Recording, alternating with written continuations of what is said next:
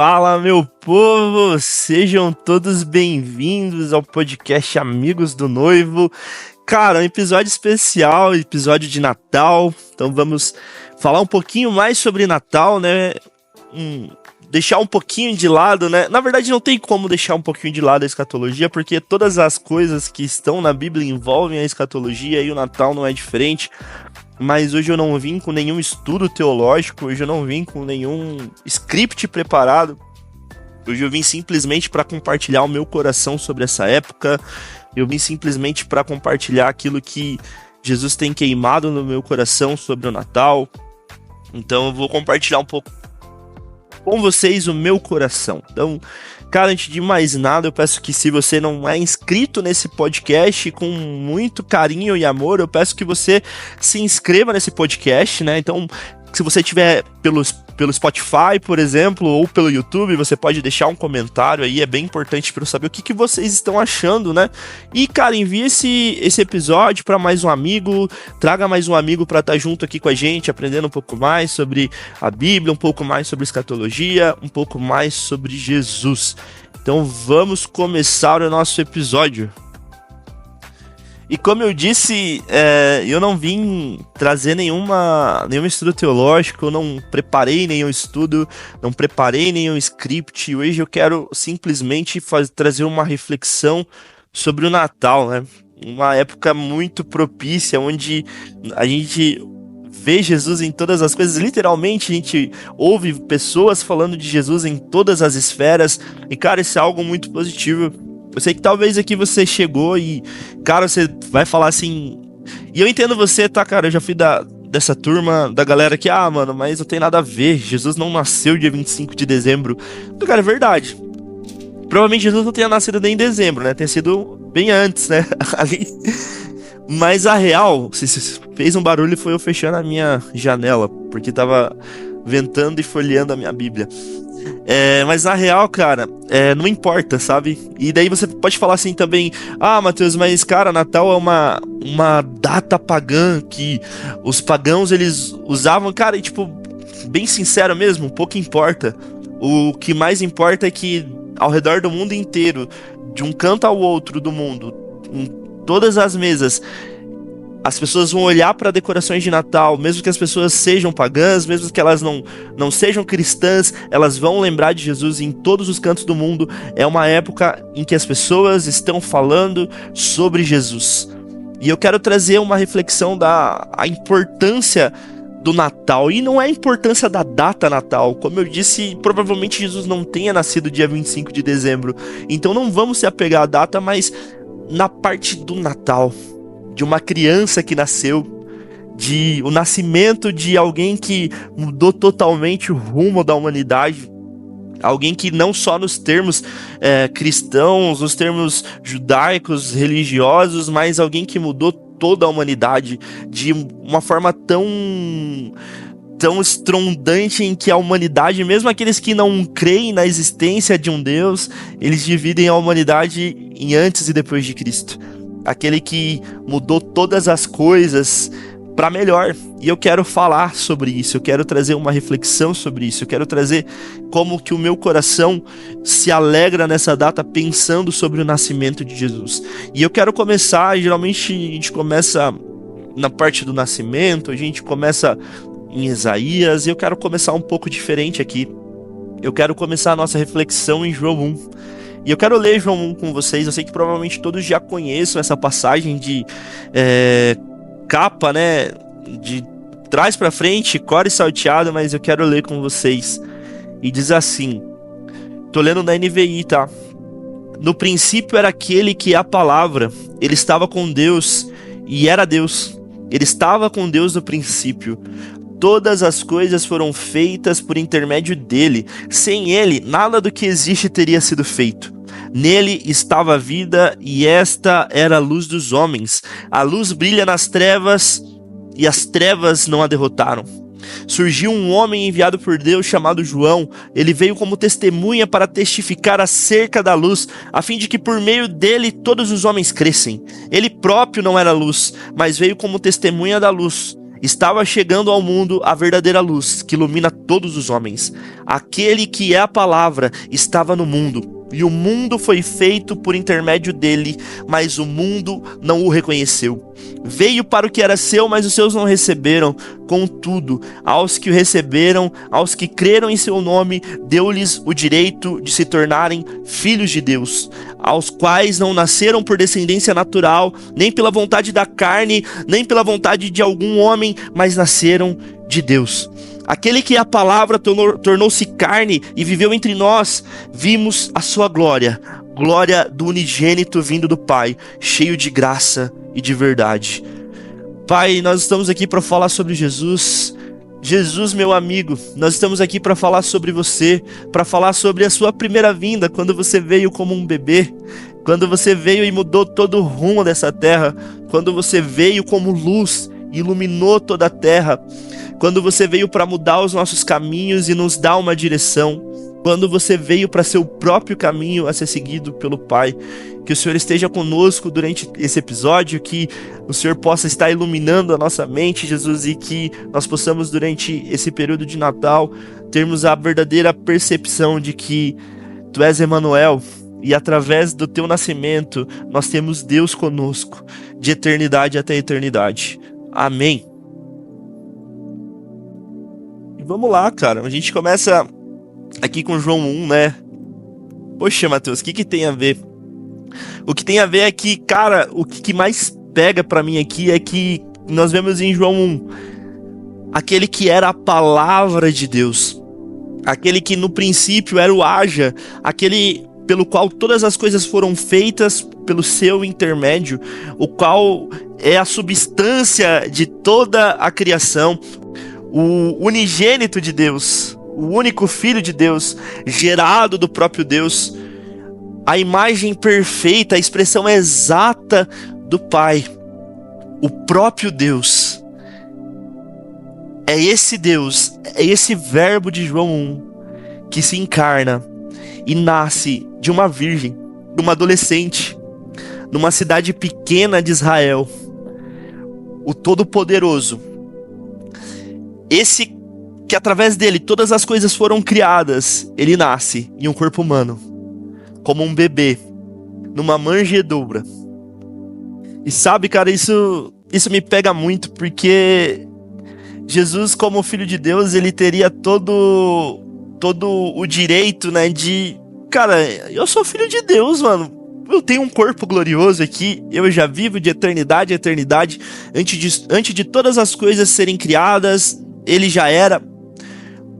Eu vou me sujeitar a isso. E sabe, a primeira reflexão que eu trago sobre o nascimento de Jesus e o que impacta é que a gente olha para a cruz e a gente vê o grande sacrifício de Jesus na cruz, e nós temos que fazer isso. Nós temos que fazer esse exercício de olhar para a cruz e entender que aquilo custou tudo para o nosso Senhor, e entender que o nosso Senhor entregou todas as coisas lá por amor a nós.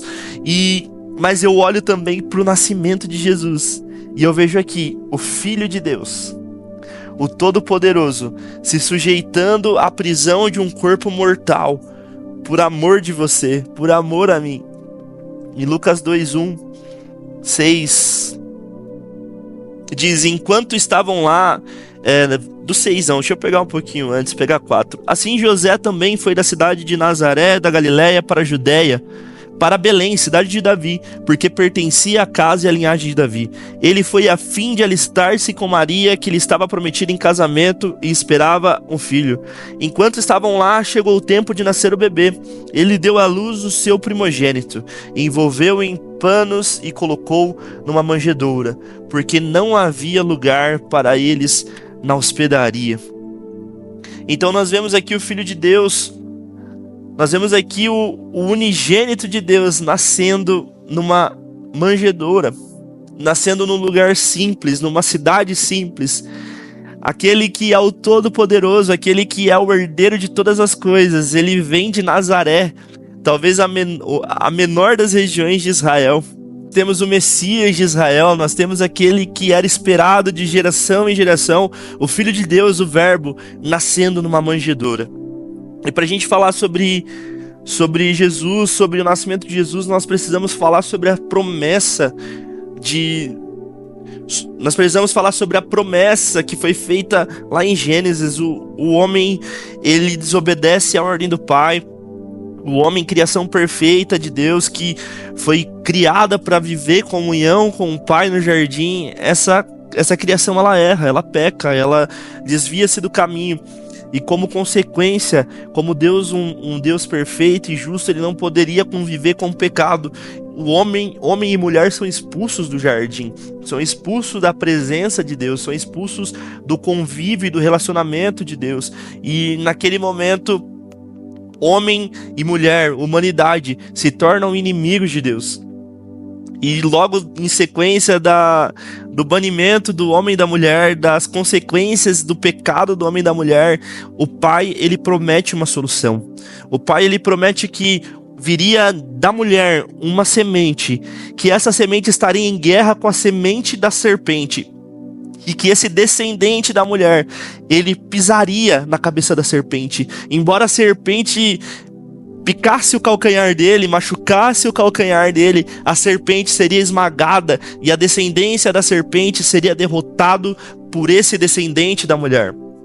E a gente vai vendo o desenrolar da história bíblica, da narrativa bíblica, essa descendência sendo passada para Abraão, onde Deus escolhe Abrão lá de Ur dos Caldeus, e ele tira Abrão da sua terra, da sua parentela, leva Abrão para Canaã, lá no Oriente Médio, e através de Abrão, que se tornou Abraão, todas as famílias da terra foram benditas e abençoadas, e Deus dá uma descendência para Abraão, uma descendência que passa para Isaac, que passa para Jacó.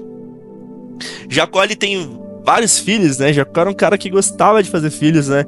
E dos seus 12 filhos, quando Jacó tá para morrer, ele deixa uma bênção para cada um deles. E ele fala sobre Judá, e ele fala: Judá, os seus irmãos te louvarão, porque de ti sairá um cetro que governará para todo sempre. E a gente vê Judá recebendo o cetro que vem de Deus. E vai desenrolando mais. Da descendência de Judá surge Jessé, e de Jessé surge Davi. E nós vemos ali que Davi é um homem segundo ao coração de Deus, um rei justo, reto, que mesmo quando ele erra o caminho, ele reconhece o seu erro e se volta para Deus. E em 2 Samuel 7, nós temos Deus prometendo para Davi que da descendência de Davi viria esse descendente prometido, o rei eterno prometido a Judá, o rei que governaria sobre todas as coisas, o descendente da mulher, aquele descendente que pisará na cabeça da serpente e esmagará a cabeça da serpente. Ele é prometido na linhagem de Davi. E nós vemos aqui em Lucas 2 o cumprimento dessa promessa. O descendente de Davi que foi prometido como rei eterno, ele nasce. Mas esse descendente de Davi, ele não é apenas descendente de Davi. Ele é o Filho de Deus. Ele é o Todo-Poderoso. Ele é aquele que João descreveu em João 1 como verbo. O verbo que estava no início, que já existia antes. Que nunca... O verbo que não foi criado, mas que sempre existiu com Deus. A matéria-prima de toda a criação. Ele é o descendente que foi designado para nos libertar, para trazer a libertação ao povo de Deus, para nos tirar do cativeiro do pecado e nos reconectar de novo ao Pai. É Ele o Messias prometido, é Ele aquele que vem para fazer expiação pelos nossos pecados. Mas quando Ele vem de uma maneira um pouco diferente. Ele vem como um bebê. E agora a gente vai voltar um pouquinho para Isaías. E a gente vai ler Isaías 7. E vai abrindo aí Isaías 7. Isaías 7, o povo de Israel estava num momento de dificuldade. Então a Síria estava trazendo ruínas contra Israel, contra Judá, para invadir o povo de Deus. E o rei Acaz, que era um rei ímpio, né? O profeta Isaías fala para ele pedir para Deus um sinal. E Acaz, ele rejeita, ele fala: não vou pedir um sinal, eu não vou pôr Deus à prova, não vou pôr o Senhor à prova. Talvez por por orgulho, eu não sei o porquê que ele fez isso, mas Isaías ele fala: peça ao Senhor um sinal milagroso, seja das maiores profundezas, seja das alturas mais elevadas. E o rei Acaz simplesmente ele rejeita pedir um sinal para Deus. E aí o profeta, com esse contexto, o profeta Isaías, a partir do versículo 13 de Isaías 7, diz assim: disse então Isaías: ouçam agora, descendentes de Davi, não basta abusarem da paciência dos homens, também vão abusar da paciência do meu Deus? Por isso o Senhor mesmo lhe dará um sinal. A virgem ficará grávida e dará luz a um filho, e o chamará Emanuel. Então Deus fala: pode deixar, vocês não querem me pedir um sinal? Beleza, deixa que eu dou um sinal. A virgem conceberá, a virgem ficará grávida, e ela dará luz a um filho, e o seu nome será Emanuel, Deus conosco. Emanuel, né, significa no hebraico Deus conosco. Então aquele Messias prometido, o descendente de Davi, que governaria para todo sempre, o descendente da mulher que esmagaria a cabeça da serpente, ele é descrito por Isaías como Deus conosco. Aquele que seria a personificação de Deus entre nós. E se a gente vai até Isaías 9, Isaías 9 descreve o nascimento do Emanuel, o nascimento do príncipe da paz. E diz assim: contudo, não haverá mais escuridão para os que estavam aflitos. No passado, ele humilhou a terra de Zebulon e de Naphtali, mas no futuro honrará a Galileia dos gentios, o caminho do mar junto ao Jordão. O povo que caminhava em trevas viu uma grande luz. Sobre os que viviam na terra da sombra da morte raiou uma luz. Fizeste crescer a nação e aumentaste a sua alegria. Eles se alegram diante de ti, como os que regozijam na colheita, como os que exultam quando dividem os bens tomados na batalha. Pois tu destruíste o jugo que os oprimia, a canga que estava sobre os seus ombros e a vara de castigo do seu opressor, como no dia da derrota de Midian. Pois toda bota de guerreiro usada em combate e toda veste revolvida em sangue serão queimadas como linha no fogo. Porque um menino nos nasceu, um filho nos foi dado, e o governo está sobre os seus ombros. E ele será chamado Maravilhoso Conselheiro, Deus Poderoso, Pai Eterno, Príncipe da Paz. Ele estenderá o seu domínio, e haverá paz sem fim sobre o trono de Davi e sobre o seu reino, estabelecido e mantido com justiça e retidão, desde agora e para sempre. O zelo do Senhor dos Exércitos fará isso. E nós vemos aquela promessa dada por Deus, o descendente prometido, toda aquela promessa que se cumpriria sobre um descendente que libertaria o povo das trevas para a luz, que cortaria o jugo sobre o povo de Israel, colocada sobre o menino. E nós vemos um menino, um bebê que ainda está para nascer, já tendo sobre os ombros dele todo o governo. Um bebê que nasce sendo um maravilhoso conselheiro, aquele que detém todo o conhecimento, sendo Deus poderoso, Pai eterno e Príncipe da paz. E, cara, esse é o momento em que todas as coisas mudam, sabe? E a maior reflexão que eu quero trazer sobre o Natal é isso. Por que nós temos que celebrar o Natal? Mateus, na Bíblia ninguém celebrava o Natal. E cara, sendo sincero, nós deveríamos celebrar o Natal todos os dias. Da mesma forma que nós, pelo menos uma vez no mês, nós nos reunimos como um corpo, nós comemos pão e bebemos vinho, na maioria dos casos suco de uva.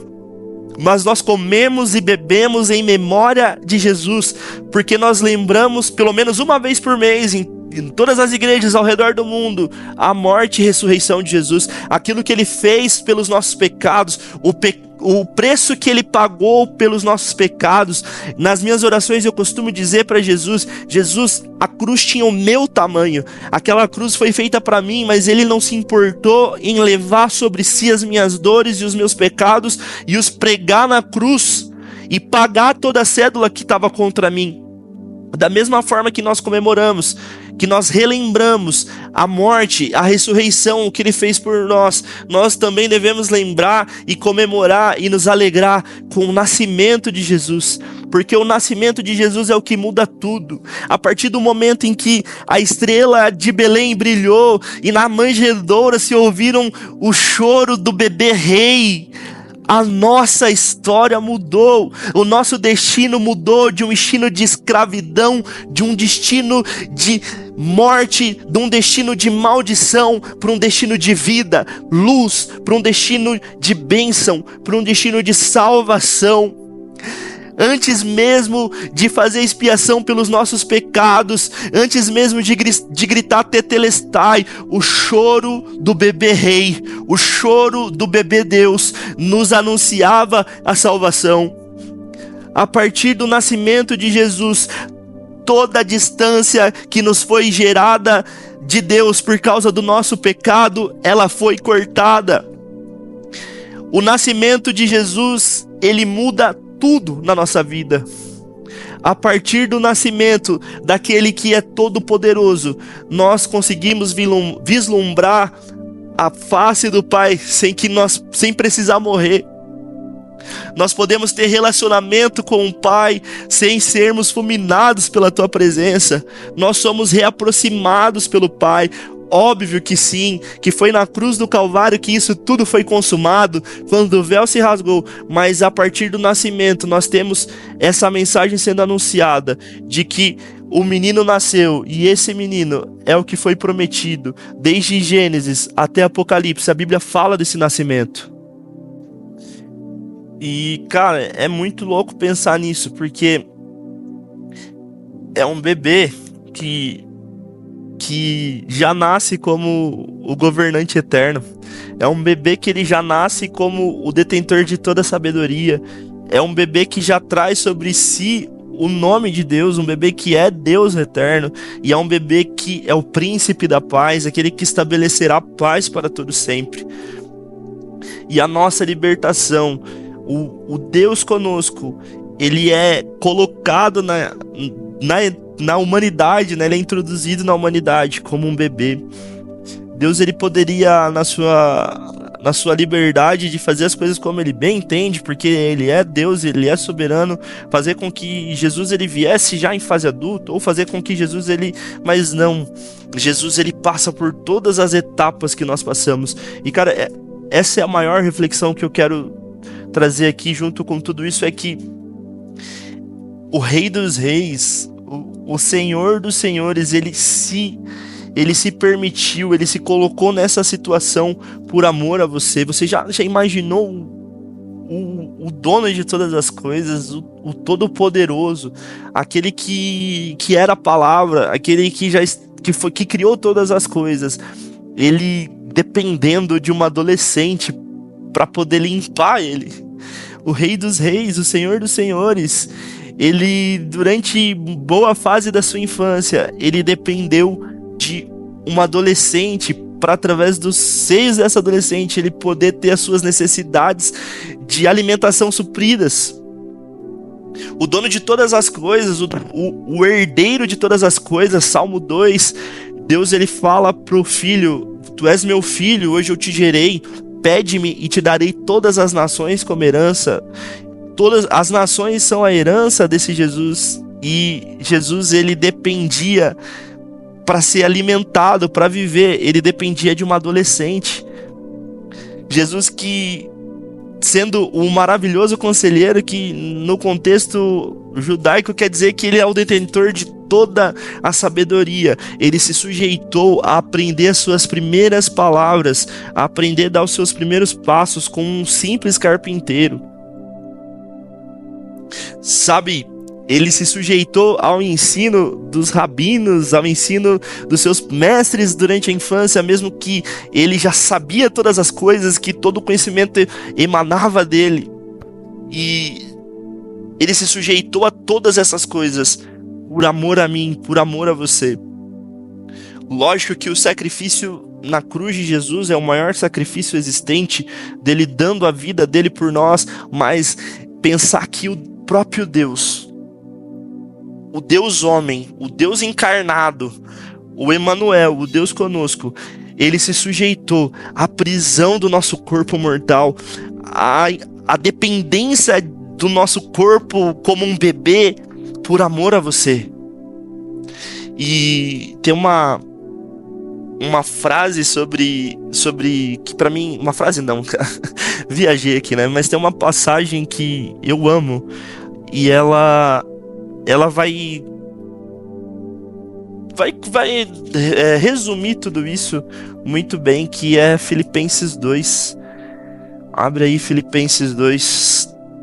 Paulo, ele fala sabiamente muito bem sobre isso. Ele fala assim, Filipenses 2:3. Nada façam por ambição egoísta ou por vaidade, mas humildemente considerem os outros superiores a si mesmos. Cada um cuide não somente dos seus interesses, mas também dos interesses dos outros. Seja a atitude de vocês a mesma de Cristo Jesus, que, embora sendo Deus, não considerou que o ser igual a Deus era algo que devia apegar-se, mas esvaziou-se a si mesmo, vindo a ser servo, tornando-se semelhante aos homens, e se encontrando em forma humana, humilhou-se a si mesmo, e foi obediente até a morte, e morte de cruz. Por isso Deus o exaltou à mais alta posição e lhe deu o nome que está acima de todo nome, para que ao nome de Jesus se dobre todo o joelho, nos céus, na terra e debaixo da terra, e toda língua confesse que Jesus Cristo é o Senhor, para a glória de Deus Pai. Mesmo ele sendo Deus, mesmo ele vivendo em forma de Deus, ele não achou isso algo para que ele se apegasse, ele não usurpou esse direito de ser Deus, mas ele se humilhou.